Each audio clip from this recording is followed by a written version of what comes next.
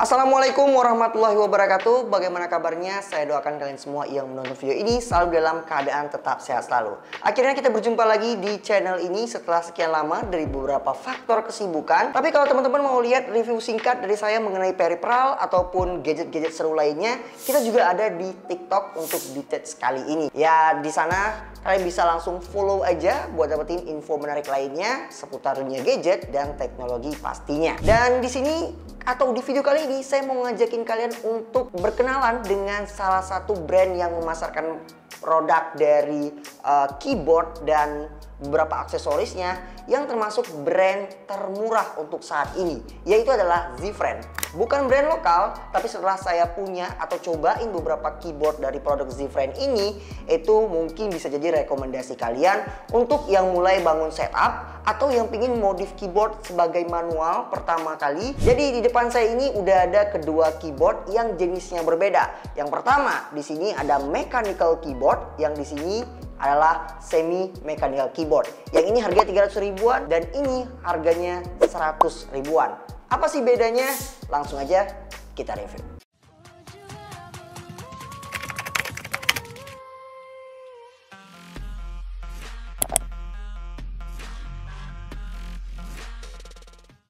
Nah, jadi yang mau kita bahas pertama kali yaitu adalah mechanical keyboard terlebih dahulu.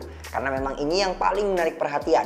Ini salah satu keyboard yang termurah di brand Z-Friend. Tapi fiturnya atau selling point yang ditawarkan dari keyboard ini itu banyak banget. Dan ini adalah Z-Friend AG68. Untuk dari packagingnya kita udah dapetin kabel USB to C, replace keycaps warna, switch puller, buku manual, dan keyboardnya sendiri nih.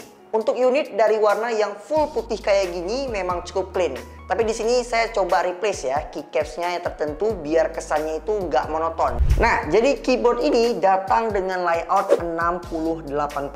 Yang di sini dia udah exploded. Artinya di sini udah ada pemisahan mulai dari beberapa button dan arrow-nya juga di sini. Kemudian gak lupa juga kalau di sini dia udah ada fitur knob-nya. Yang itu kalau kalian bisa atur volume dan juga mengatur kecerahan dari RGB-nya nanti.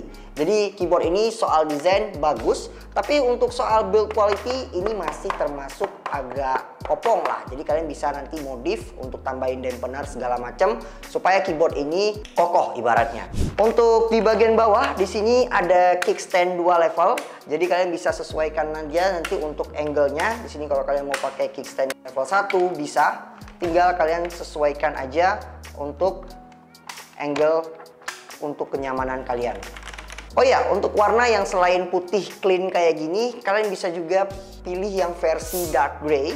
Jadi dengan beberapa kombinasi warna untuk versi AG68 ini. Kalau memang kalian mau setupnya clean, bisa pilih yang warna putih kayak gini. Atau kalau kalian yang setupnya gelap-gelapan, bisa pilih yang versi dark gray-nya. Untuk dari switch-nya juga ada yang bervariasi ya. Jadi mulai dari yang switch brown kayak gini, dan kalian bisa juga pilih yang blue switch atau yang red switch sesuai dengan kebutuhan kalian. Keyboard ini juga udah makin eye-catching dengan adanya RGB nih, dengan total 11 mode yang ada. Even keyboard ini juga punya sideline RGB dan lighting yang underglow di bagian bawahnya. Tapi ya di sini balik lagi ya dengan preferensi kita masing-masing. Ada yang nggak suka RGB, ada yang memang beli keyboard itu harus ada RGB. Jadi nggak usah khawatir karena RGB-nya ini bisa dimatiin secara keseluruhan juga kok. Keyboard ini datang dengan OEM profile. Keycaps-nya standar PBT, double shoot dengan font yang overall ini menarik tapi tidak tembus untuk RGB-nya ya.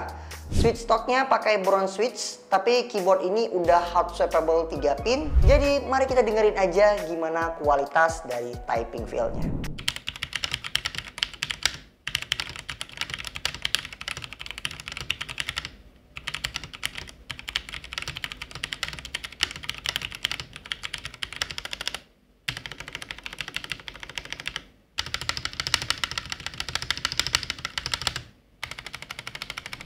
Untuk keyboard yang budget di 300 ribuan kayak gini, sayangnya dia masih menggunakan koneksi wired.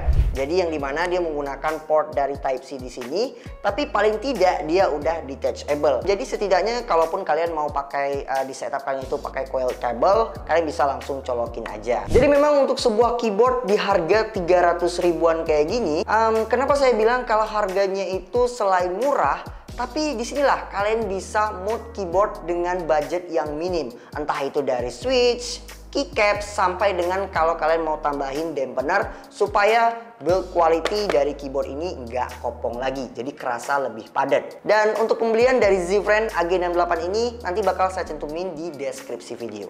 Nah, untuk keyboard selanjutnya di sini ada Z-Friend BM98, sebuah semi mechanical keyboard di harga 100 ribuan aja. Dan untuk isi dari packagingnya pun hanya ada kabel USB to C, buku manual, dan keyboardnya aja. Nah, jadi ini untuk sebuah semi mechanical keyboard BM98 dari Z-Friend. Warnanya di sini hitam, kalian bisa pilih yang versi cleannya yaitu warna biru. Kalau saya sebutnya ini tema yang Bumblebee, jadi campuran tone warna hitam untuk keycapsnya dan warna kuning kayak gini. Dan untuk bagian case-nya semuanya top dan bottomnya itu menggunakan warna hitam. Untuk build quality-nya jujur aja ini lebih ringkih sedikit daripada yang mechanical keyboard tadi, dan dia agak sedikit kurang kokoh. Tapi so far ini untuk harga di 100 ribuan udah bagus. Dia menggunakan layout di 98% dan di sini dia udah ada numpad. Nah, dia udah ada numpad.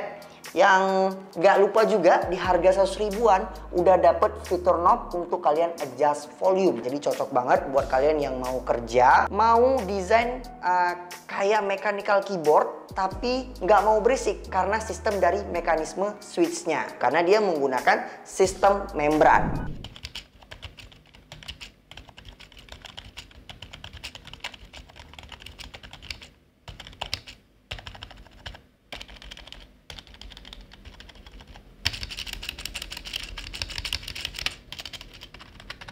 Untuk di bagian bawah keyboard BM98 ini juga disediakan kickstand 2 level malahan. Nah, di sini soal RGB-nya sendiri, dia masih cukup standar, kayak masih sekedar RGB aja begitu, belum di mix ya untuk warnanya. Dan modenya pun cuman ada 2 nih, kayak breathing atau statis aja. Tapi ya kalau kalian nggak suka, tinggal kalian matiin aja. Nah, untuk soal koneksi sebenarnya dia sama aja kayak yang AG68 tadi. Dia di sini masih only wired ya, yang menggunakan port dari Type-C. Cuman tadi kalau AG68 itu ada di bagian tengah untuk colokan port USB-C-nya. Dan di sini dia ada di ujung sebelah kanan. Ya walaupun dari kedua keyboard ini masih only wired, setidaknya udah terhindar dari keyboard yang non-detachable yang pada umumnya itu dia masih selalu bermasalah dengan kabel yang malfunction. Jadi kesimpulannya menurut saya untuk kedua keyboard ini, mulai dari mechanical keyboard Z-Friend AG68 dan semi mechanical keyboard BM98 ini, dia punya kelebihan dan kekurangannya masing-masing. Dan itu kembali lagi di harganya, yang di sini mechanical keyboard 300 ribuan untuk termurah, dan di sini ada semi mechanical keyboard yang harganya cuma 100 ribuan aja. Sekaligus saya juga pengen memberikan kalian rekomendasi untuk keyboard dari Z-Friend ini yang mungkin buat kalian yang baru mulai setup atau yang pengen baru terjun ke dunia mode keyboard dengan budget yang mulai dari minim aja. Oh ya, untuk kedua keyboard ini link pembeliannya bakal saya sematkan di deskripsi video. Kalian bisa langsung cek aja nanti. Dan mungkin itu aja untuk review kita kali ini. Apabila ada kekurangan kata, saya mohon maaf. Kalau kalian suka dengan video ini, silahkan like video ini aja. Kalau kalian merasa video ini bermanfaat, silahkan share video ini dan subscribe channel ini untuk mendapatkan info menarik lainnya seputar dunia gadget dan teknologi pastinya. Saya David, pamit undur diri. See you on the next video. Wassalamualaikum warahmatullahi wabarakatuh. Bye-bye.